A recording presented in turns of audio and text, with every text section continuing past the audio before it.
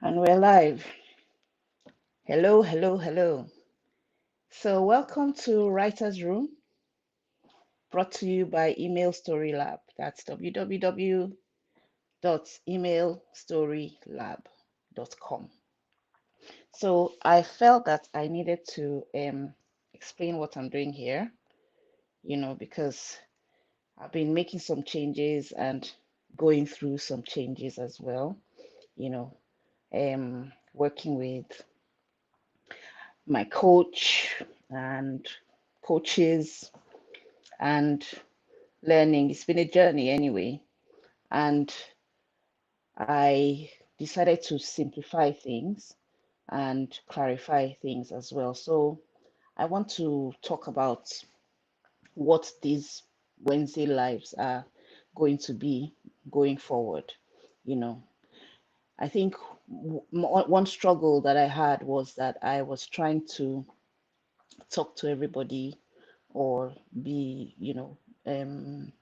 be everything to everybody when it comes to email marketing. But I wanted to clarify that this writer's room is specifically for helping people write better emails. So it's based on the book that I've written. And I will just say right now that there's nothing to sell here. This is going to be purely teaching, and this is how I want to show up going forward. So I don't want to come, I'm not going to be coming here to talk about this and then talk about that. This is Writer's Room. And if you are somebody who has a business or a brand or an e-commerce shop or something, and you want to learn how to write better emails, then this is where you need to show up every Wednesday. Lunchtime, somewhere between 12:30 and 2 o'clock is when I would show up. Really, 1:30 is when I would show up for 20 minutes to give you a tip that you can take action on immediately. And so this, like I said, nothing to sell here. What I actually do, if you're asking, oh, so Amy, what do you do? What do you really do? What I really do is that I help charities and organizations, foundations to support their supporters by creating friends networks and communities. So if I help them with building their list of potential donors, volunteers, advocates, supporters, and if you need my help with that, or you know someone that needs that kind of service, then you can point them my way or send me an email. But that's not what this is about. This is about how to write better emails. So I'm starting a series today, and today is going to be a really short one. In the next 10, 11 minutes, I'm going to just give you one of 12 hacks, and this series would cover the 12 hacks that are covered in my book. You can get my book. It's called The Vivid Story Method. It's on Amazon, or if you want a free copy, you can sign up for it at emailstorylab.com. Sorry, emailstorylab.com. Yes, emailstorylab.com. When you get there, you'll see a free email storytelling toolkit, which contains different things: story ideas, master classes, ideal client exercises, templates, and stuff like that. And I will be including a PDF copy of my book in there. So you don't have to buy it. You can buy it if you want a hard copy on Amazon. But if not, just sign up for it and you can get a free copy as well. So today I will be do teaching from one of the chapters of the book, which is the first hack. What else did I want to say? Because I made some notes. So the reason I'm doing this is because I just want to give this free content, no gatekeeping, no, I'm going to tell you, no case of I'm going to tell you part of it, and then I'll come and tell you the rest. You have to pay me to tell you the rest. This is everything I know about writing emails that get results for you. If you take one of the tips and you try it out, you will see results with your own email list. I don't need to tell you how important an email list is, no matter what kind of business that you run, no matter whether you are have an online shop, or whether you are a coach or a consultant, or you're an organization or a business or tech or whatever. Your email list is everything, because this is where you can build your relationships, But then one of the problems that I find is that people write emails that tend to be boring, so people don't engage, they're not engaging, and this 12-part series starting today is to help you to write more engaging emails. So I think I have covered all the business. Yep.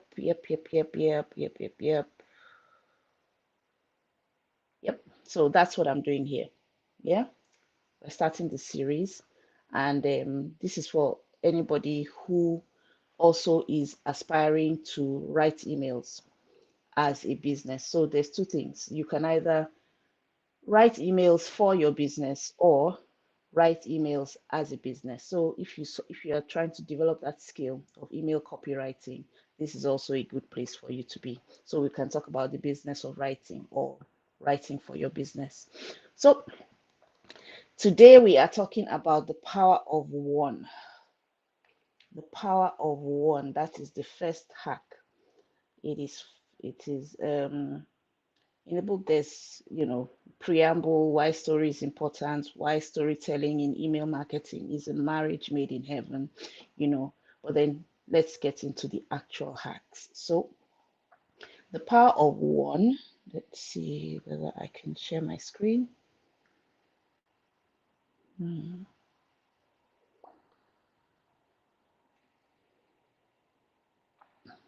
Okay, that's not working.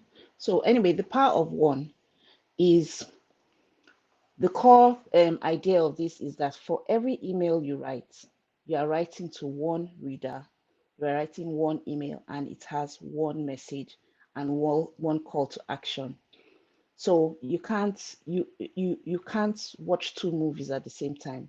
You can't process two things at the same time. There's something that people say, in the marketing world, they say if you confuse your buyer, they will not buy, or a confused mind will not make a decision. So, but by making your email to be about one thing, so there's just one point every time you write an email, you want to just make one point. You just want them to do one thing. That's one call to action. And very important, you're writing to one person. You're not writing to a group of people. You're not writing to, hey guys. You're not writing to everybody. You are writing to one person. If you get the email storytelling toolkit, I have an excellent ideal client exercise. It contains 52 questions, and now that there's AI, I'll just give you a shortcut. Go to download the 52 questions, give ChatGPT or Claude or whichever AI prompt AI tool you're using, give them an idea, some information about who your ideal client is, and then ask them to write you a ideal client profile. Just attach that document, attach it to the chat, and then say, based on this document, can you answer all the questions? Because that ideal client exercise or workbook asks all these 52 questions, which goes into not just the demographics, but the psychographics, their worldview, their personal goals, and so much more. So usually when I created this years ago, it used to be something that would take us, 3 or 4 hours to sit down and answer each question one after the other to get a full picture of our ideal clients. So, but if you do that, then you have your ideal clients. And when you are when you are writing that email, you are writing to that one person, and she has a name or he has a name, and you are thinking about them, and you actually are having a conversation with one person. So that's the power of one, you know. So one reader, the single email has one message, so you're making one point. It might be one lesson, one action you want them to take, one decision that you want them to make. So one punchline, if you're telling them a joke, it must be one. So before you write your email, you're already thinking it might be the thing that you want them to feel by maybe the story that you're telling. What do you want them to feel, that thing? Or what decision do you want them to make? Or what is the next step you want them to take? Or what is the point that you want to make in that email? It must be one. So you don't want to say, you don't want to write an email and then you just say, oh, click here for this, and then tomorrow, and then the next sentence you're like, oh, or else click here for that, or else click here for this. You want to give them one thing. You don't Confusion is is very costly. If you confuse people, you lose them. So you don't want them to become confused. You don't want them to be indecisive. You don't want them to miss the call to action. In fact, if you have a call to action, put it 2, 3 times in the same email. So this is a principle that is in direct response marketing. And if you're trying to get a response from people, which is what direct response is about, and that response could be buy this, or click this, or read this, or reply to this email, or whatever it is, you have to lock in that one thing that you want them to do. So this is, if you are somebody who does email marketing, or email copywriting, you already know this.